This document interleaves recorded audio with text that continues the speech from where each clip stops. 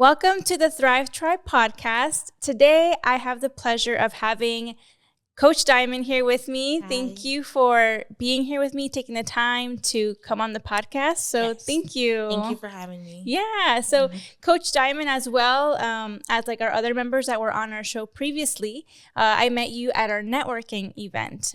So how did you hear about us? So I heard about the networking event on Facebook. I saw Yeah. that it was a women's empowerment event and it was local to the area. I believe I saw it on a Piscataway group. Okay, If I yeah. remember correctly. And it just I saw the flyer. It looked vibrant. It looked exciting. It looked like something that I wanted to be a part of. So I decided to join, and I also asked one of my best friends if she'd want to do it too, who also has a business. Yeah, and I thought it was so cool when you opted in and when we got in touch, just because everyone was either soaps or jewelry, so it was just so cool because it's different. Yeah. When I saw you opt in, Coach Diamond, and you have a whole brand behind you, you are Coach Diamond, and then that's your brand. And I thought that was so cool. Thank you. Yeah. So I want to start with getting to know you and how this all started. So what got you into cheerleading? How old were you when you started? So I started cheerleading when I was 8 years old. Actually, one of my classmates, she had a bring your friend to practice day. Okay. And at that point, I wasn't into any sports really. I was doing gymnastics. I was doing dance. Oh. Okay. And a little bit of acting. Oh. But nothing, it was just a Saturday class, 45 minutes in the morning, something Right. just my mom had me doing. So one of my classmates who I was really close with when I was 8 years old asked me if I wanted to come with her to cheer. And I begged my mom. I was like, it sounds like fun. Can we please go? She said yes, and I fell in love with it literally that day. Wow. I asked her to sign me up, and I started cheering that day. And I've cheered with that same program until I was 17. Wow. And was that a local cheerleading? Because you're here now, based in Middlesex. Was Right. it in this area? So it wasn't in my area. It's about, the gym is about 45 minutes away. It's a very Okay. prominent owned gym in New Jersey. It's called Central Jersey All-Stars, one of the best gyms in the country. They're an amazing Wow. program, and I graduated from that program when I was 17 years old. You were 17. Yeah, I went to college. I went to the University of Maryland, Eastern Shore. I knew that I still wanted to continue cheerleading there, so I did try out, made the team, cheered there all 4 years, and I graduated from the University of Maryland, Eastern Shore with a bachelor's degree in exercise science. Ooh, And congratulations. Thank you. Wow. Thank you. In December of 2015, I thought I was done with coaching, and I thought I was done with cheerleading then. I graduated in December. I got my first big girl job in January. I worked until May, and one day I told my mom, I was like, something's missing. And I was like, I don't know what it is. Something's wrong. I went on Indeed and looked for someone that needed a cheerleading coach, and I found the Cheer Hive, and I've been there ever since. Oh, wow. But to backtrack a bit, cheerleading is a whole, just because, a little secret of mine, I've always wanted to do when I was little. It was it's the cool girl thing. Yes. If you're a cheerleader, Right, you're you're cool. it. Yeah, you're the it girl. Yeah. But cheerleading one is a whole, it's a whole, even Tanya, another member of ours, I think one of her daughters does cheer. And it's a whole job basically, taking the kids to the practice, to the competitions. And at that time, my mom is a single mom. So it's pretty pricey too. It's a sacrifice. So I was never able to make it to the cheerleading, but it's a little dream that I have. So that's why I think too, when I saw you opt in, I'm like, that's so cool. Oh, thank you. Yeah, but how was that world for you when you were younger? You're 8 years old, you're entering the cheer, and you said you went to a very good. Yeah, very prominent gyms. One of the Yeah. bigger gyms. It's been around for years. They've really worked themselves up in the industry to be one of the best in the country now. When I first started, honestly, I was shell shocked, just brought into the world, and it is a whole another industry of itself. It has a whole world. And I was honestly really just happy to be there and learn. That's where I learned how competitive I am, my will to drive, to keep trying. Because I tell people all the time, I don't think cheerleading was what I was meant to do, physically. I don't think that was me. I had to work so hard and on my skills. Nothing came naturally or easy. Okay. You know how some kids, you just pick up a ball and you can throw it. And that wasn't me with naturally cheerleading. in the That wasn't me with cheerleading at all. I really had to try. Wow. And I think that fueled my love for it more because I had to work so hard to be good at it. Yeah. So starting cheer, I was very shy. I was a quiet little girl. I didn't really talk much. I stayed in a corner.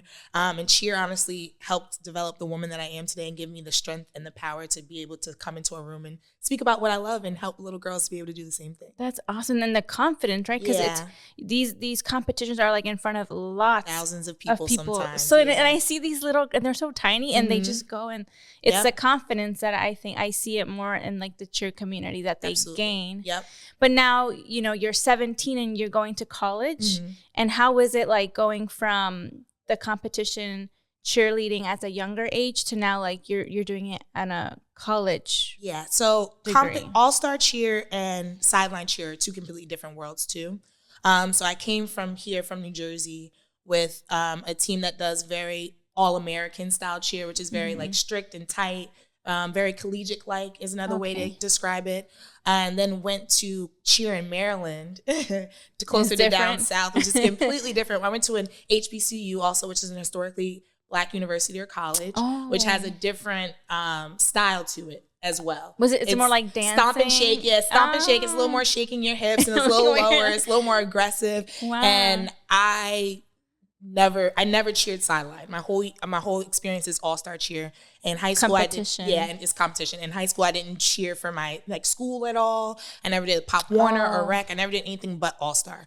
So when I went to college, honestly, I didn't want to go back to tryouts after the first day. Like I called my mom. I was like, this is not the style of cheer I'm used to. I don't know what I'm doing. I don't know what this is. I don't think I'm going to be good at it. Like I called her crying, and she was like, just go back. And I was like, no, I can't. I was like, I can't do it. But actually the coaches called me back because I was one of the highest ranked cheerleaders at tryouts. And they were like, wow, why didn't you come back? And I was just like, I don't think this is for me. And they were like, please just give it a chance.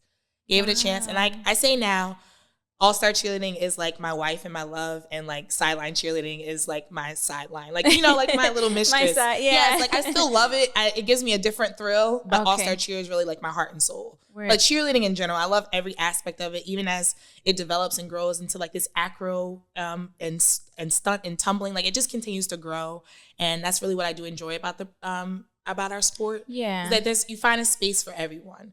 Some kids are really good at jumping. Some kids are great at tumbling. Some kids can stunt. Some kids just like to perform. Right. And we're finding a space for everyone now, which is nice. When I cheered, you had to be able to do it all. So I like that now there's a space for kids that if you're not a great jumper, there's still a chance for you to be on a really great team. Oh, that's awesome. So like being more inclusive. Yes, absolutely. I love that. Yeah, because every kid is so different, right? Like you said, some kids can do this and some kids can't. Right, but that shouldn't define your love for the sport just because you can't tumble or because you can't jump. You should still be able to find a team that's going to develop you and make you the best athlete you can be. Oh, I love that. That is so awesome. Thank you. And now you do college cheer. It's different, but you still love it. Yeah. Now you come back home because you were away. So I tried to find a job in Maryland. I couldn't find a job. And I was like, if I can't find a job by graduation, I'm just going to go back home and figure it out. And that's what I did. I came back home. I applied for jobs and found a job before the month was over. And I just started working. So my first job was, I thought I wanted to be a physical therapist. So my job was at a physical therapy office, just trying to, feel that out and see if that's the path that I wanted to take. But then I realized one day at work that whatever I do, I know that I want to be able to do it on my bad days too, if that makes sense. Yes. And I knew that wasn't perfect. You're like, this is not it. Yeah, that wasn't it for me. I just was like, there's too many factors where I was just like, I could see this not being for me. But that's good that you caught that on. Yeah. So actually there was an opportunity for me to help the front desk and to get on the health administration side of things. Okay. So now that's what I do for my 9 to 5. I work in health administration. Okay. But I get to use my exercise science degree and really focus when I coach and making sure that the kids are safe. Right. Making sure that they are fueled correctly for practice, have enough hydration, like things that I think sometimes as coaches you forget because you're so focused on the win or so focused on making sure your teams are successful. And sometimes you forget about rest and recovery, things that I learned in school that I don't know if I would have paid attention to as much on the coaching side now without my education. Okay, but that are also just as important. Just as important, absolutely. So coming out of college, and then in that background, and then just realizing something was missing. I was like, I'm not creative. I'm just coming home and working. And when you do any sport, I feel like it keeps you busy as a kid. So I was like, I'm not busy. I'm like, something's wrong. Something's missing. Yeah, and I was like, I could have had the opportunity to go back to my gym that I graduated from, which wouldn't have been a bad choice. They're predominant. They're amazing. But I really wanted to be a part of something that was new and just starting out.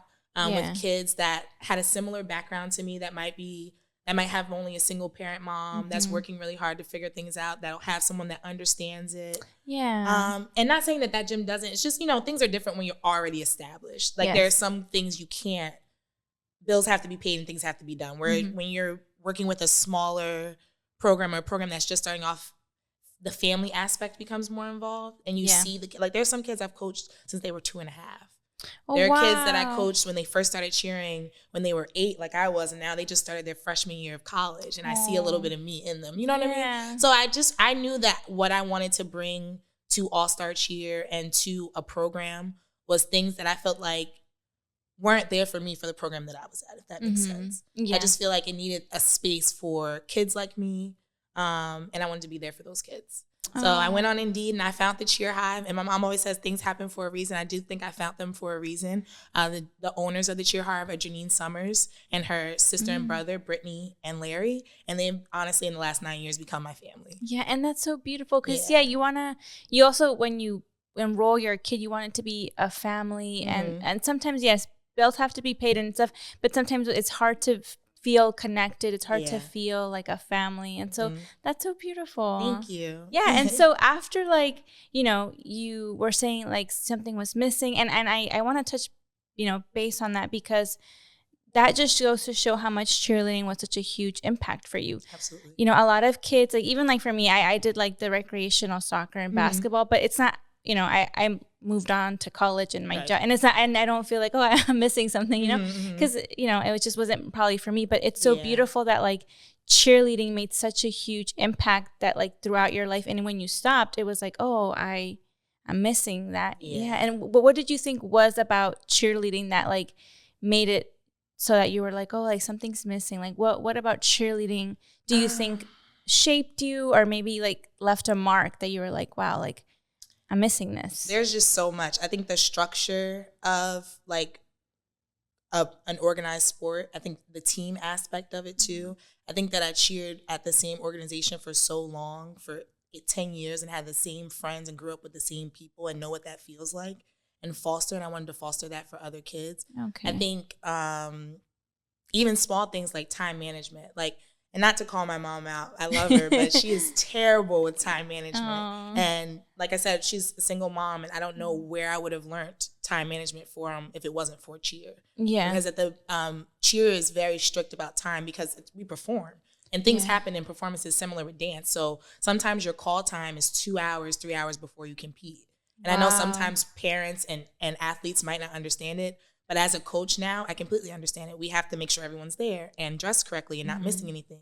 Sometimes times are called early or late. Sometimes traffic or, anything can happen in the world, and we can't just be 30 minutes. You can't just be there right on time. And especially when I cheered, like we were taught on time is late, 15 minutes early is on time.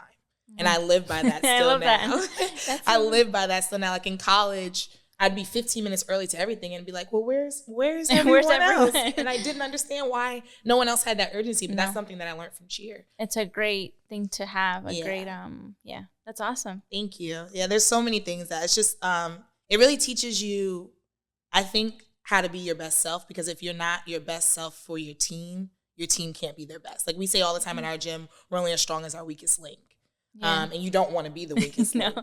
So I think that's really what helped mold me too, is that I was on such a competitive team and everybody was so talented. It's like, well, I have to work harder too because everyone's so great. I want to be just as great as my teammates. Yeah, it's that competitive that sometimes we think like, oh, maybe it's too much. Yeah. But no, it leaves values and habits. That's the word. Habits that like you still use till now. And it's stuff that you learned when you were probably 8 years old, Yep, that's stuck with me because of the discipline and the success that my teammates and I received from the discipline.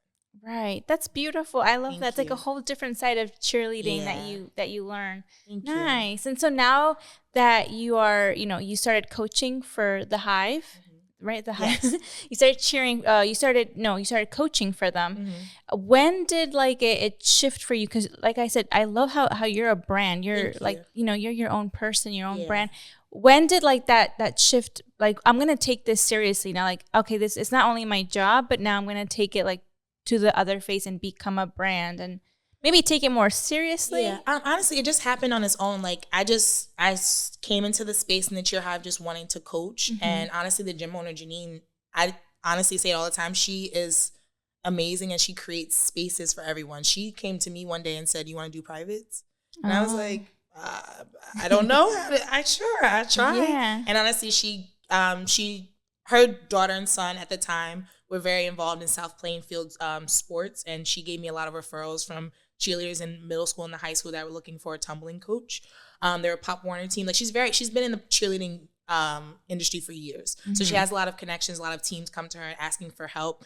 And I think she was in a space where she really wanted to focus more on her kids. They were in middle school and high school, and she gave me those opportunities. So that is what sparked it. And then my kids, my cheerleaders, I call them my kids all the time. I don't have any kids yet, but my cheerleaders would leave videos in my phone. I'm like, "Hey, Coach Diamond, it's your favorite cheerleader." And they're like, "Hey, Coach Diamond," and all of them smiling. I'd be like, "This is catchy." Yeah. I was like, I like it. And I was like, I think I'm going to use it. And then I made it my Instagram handle, and I just started posting like authentic videos of me and my kids and our experiences, whether we're just having a great day at practice and we dancing around, or we're having a rough one and we're trying to figure out skills and we're falling all over ourselves. And people started liking it and thinking it was cool and following me and our story. And yeah, that's really how it started. And then from there, I started realizing the need in the area because there aren't a lot of women tumbling coaches either.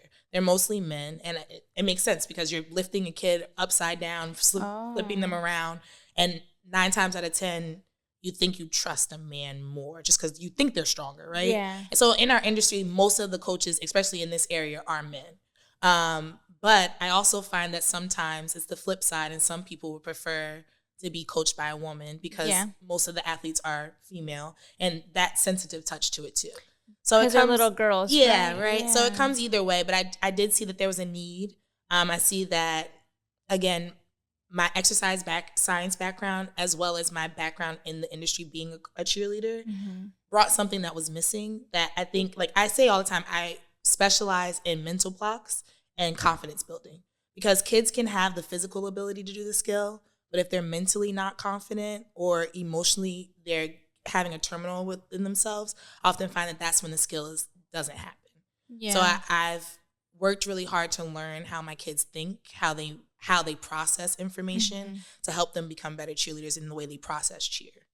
Oh, I love that. Yeah, I do my best to anyway. It's hard sometimes, of course, because everyone's different, right? Everyone's dealing with different things and struggles and adversities, but I learned to be my best self in my sport by leaving all the stress and pain at the door and just giving everything I have to my sport. So I try to teach that to my kids too, and give them it's 2 hours where you can be a kid and not be worried about school, not be worried about cleaning a room or whatever dog or little siblings you have or whatever issues family-wise you may be having going on. Take the 2 hours you have here in the gym, let it go and just be a kid. You got to work hard. But for sure. But it's an outlet that I had that I hope to give athletes as well. Yeah, that was going to be my next question, because that's so beautiful. I didn't do like any sports like that, but I did have a teacher that it was like my safe space in school. Yeah. And this teacher I would like always talk to, or even like at lunch I would go to her, and it was just so nice to have a safe space outside of home, outside of your house, so that you're trying to create that atmosphere is also very important, right? Because they're little kids, and you, like you said, you don't know what goes on at home or why they act a certain way, but the fact that you're creating this safe space is beautiful. And you said did you have something similar that like inspired you to now want to do this with your kids? Yeah, I do feel like cheer was my safe space. It was it wasn't, I feel like we give our kids the freedom to be completely who they are. I feel like cheerleading or any sport, even when you hear like Simone Biles talk about gymnastics, they couldn't smile or laugh in practice. That was very much so my reality too. It was very serious and very strict, which is okay. It was what you need, but also we're kids. So you want to have the balance in between. So yes, I definitely did. Cheerleading has always been my safe space. And it's nice to have had a safe space since I was 8 years old. And I wanted to create an even better safe space for these kids, if that makes sense. Like just learning from our past. Like, our parents did a great job, right? We're here, but there are things that we learned from them that we don't want to do for our children. Right. So that's the same thing that I'm putting into sports. Like my coaches were amazing. Obviously, we had all the titles, all the nationals. We went all across the country and did our thing. But there were some things, emotionally, physically, that I feel like they miss, that I want to do my best to try and make sure that I don't miss for my kids. I love that. You're not only breaking boundaries like family-wise, you're breaking boundaries within the cheerleading and coaching aspect of it too. I try to in the culture, Yeah, that's so awesome. That's cool. Thank you. Now you're a coach, you're a brand. I love it when that was like the hey coach Diana. Like that's so awesome. It's very, because now you're also thinking like in the businesswoman aspect of it, right? It's like, so, you know, how do you stay so motivated and having like that positive mindset to now be like, okay, I'm a coach. Like what's the next thing, and how do you stay positive and motivated? Honestly, the kids.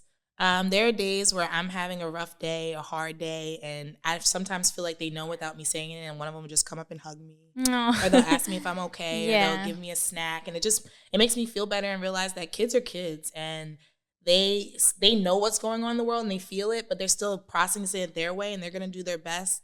And all you have to do is your best too to help them, and then the world kind of probably will be a better place. Yeah. So honestly, it's the kids that motivate me. Like there are days where I'm just like, there are days where I don't want to go to practice, and I love this sport. And I've always loved the sport. You know what I mean? Whether it be something that's going on in my household or with my family or significant other or my friends or whatever the case may be as adulting life continues. But that also is, they are my safe space, and I don't think they realize it either. Or like there'll be days where I'm frustrated or don't understand why our kids aren't placing well, and then somebody will send me a video and be like, Coach Diamond, I got my back handspring, look. And I'm just like, this is why. Sometimes it's not about the trophies and the placement. Sometimes it's about the progression, or seeing a kid that you've coached since you were 2 and now they're 8, and the confidence that they have in themselves, that an 8-year-old can walk into a room and say who they are, or recite a poem at school, or, you know, things like that.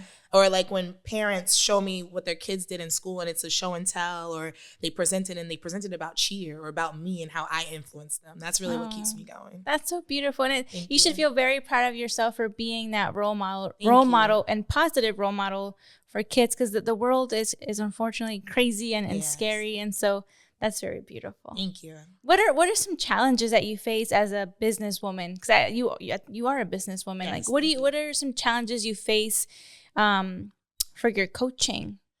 So some of the challenges that I face, I think, are sticking to my worth and my price. I think sometimes I get wrapped up into people's sometimes I feel like I get wrapped into their story or what they're going through, and then I'm like, free, or it's okay, don't worry about it, and that's unfortunately doesn't help me all the time, or something that I can always do. So I think that I struggle with that a lot, and like my price is my price, and being firm in that. That's what you're worth. Yeah, it is a big struggle for everyone I talk to. That's always like one of the biggest thing that comes up. It's like knowing your worth, and like, you know, I know we all have problems, but you know, like, this is what I'm worth. How do you you know, overcome that? Like, I'm still working on how to overcome that.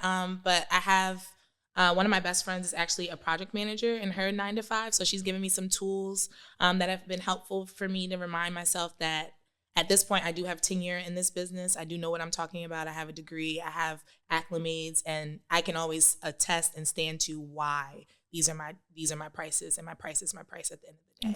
Right. So that does help. But she's also given me other things because she knows me and knows that I'm nice and want to still give. So I give discounts by my birthday. Like this year I'll be 31. So anybody that wants a private, it'll be $31 for the month of October instead of the normal price. Things like that she's helped me implement into my system, so that I'm still giving the benefits that I would like to give to help parents and athletes, but still also not shortchanging myself. At the end of the day. Always coming up with like new things to like incentivize. Yeah, very cool. And where do you see yourself in the future? You know, how would you like to see yourself? What's next for Hey Coach Diamond? So in the future, I would like to have my own facility, a multi-facility to house all the things that I encompass and want to do within cheer.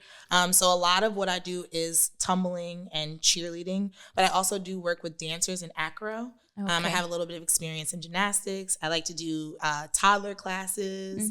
I like to do work with little ninjas and programs like that. So I would like to have a multi-facility that allows me to do everything that I'm interested in, and giving athletes, children, the space to be kids and have a safe space to be too.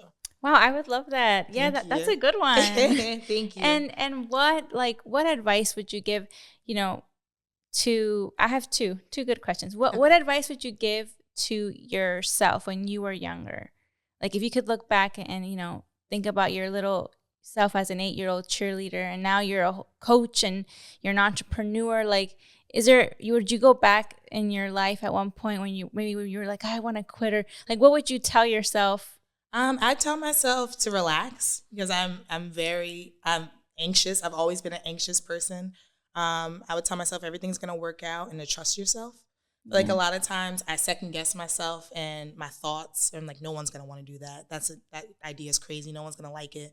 And most of the time, those are my best ideas once I actually let it go and figure it out and make it work. So I think I would just tell my 8-year-old self that to trust yourself and relax, and everything's gonna work out. Everything's gonna be okay. Yeah. Nice. And then any person out there that wants to do whether it's like cheerleading or any sport, because I love that you're like in the sport area. Yeah. What advice would you give to a coach that, me right now is struggling or doesn't even know what the next step is and might just be in that like, oh, I'm just a coach or just a 9 to 5. Like it's not that, I don't know, like I'm stuck. Like what advice would you give them? My first advice is just to put your best foot forward. Kids notice that. Kids appreciate that, and kids work harder when you do your best.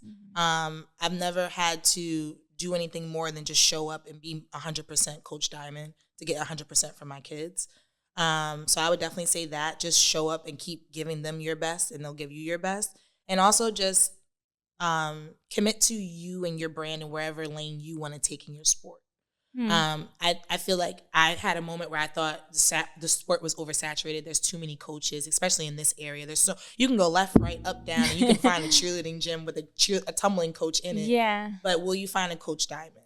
Right. Oh, I love that. And that's what I think people need to hone in on themselves. There's something special about you, right? There's 1,000 makeup brands and stores, but Rihanna came out with something different and special that people still want to buy. So that's something that I follow by. There's 1,000 cheer gyms and 1,000 cheer coaches, but why do people keep clicking my page? Right. And just keep trying to stay true to that. So that's what I would tell other coaches is whatever is your thing, stay true to it and keep being yourself. Yeah, I love that. There's only one Coach Diamond. Yes. And that's also how you could probably say you also stay motivated and keep going, because there's only one of me. Yes. And there's enough for everyone. Yep. So I love that. Enough for all of us to win. Yeah. And where could we find you? So what do you do? What classes? Where can we find you? So you can find me on Instagram at Hey Coach Diamond. It's 3 Ys, Coach Diamond. I post all my classes and anything that I do there. I'm primarily what's the word I'm looking for? Like I'm stationed at the Cheer Hive, which is located in Middlesex. Okay. But I'm also a traveling tumbling coach. So if anybody needed my services and needed me to come to their gym, to their facility, in the state, out of the state, I'm more than willing to also accommodate that as well. Oh, nice. So you're also doing like your own thing outside of. So I have the space within the Cheer Hive. Like if someone wanted to bring their whole team to me and do a tumbling class, I can definitely accommodate them that way. But I also can go out as my own entity and help people in their spaces as well. Nice. Yeah. So, message Coach Diamond so that, you guys can connect with her, and I will be sending myself over to you. If I couldn't do it, she will definitely do it. So thank you. Thank you so much for being here. I appreciate you. And I really do admire, the woman that you are, because it's so beautiful to just hear your story and see that like, you know, something that you did at such a young age is now impacting you, and you've made it your career, and you're pushing, and the goal that you have for that facility will happen. And it's beautiful to see that, that you're impacting also, because I have a little one, that you're impacting the youth in our community here, like right where I live too. So that's very important. And so definitely go follow Coach Diamond. And thank you once again. Thank you for having me. I appreciate it. Yeah. We'll see you at our next episode. Bye, guys. Bye.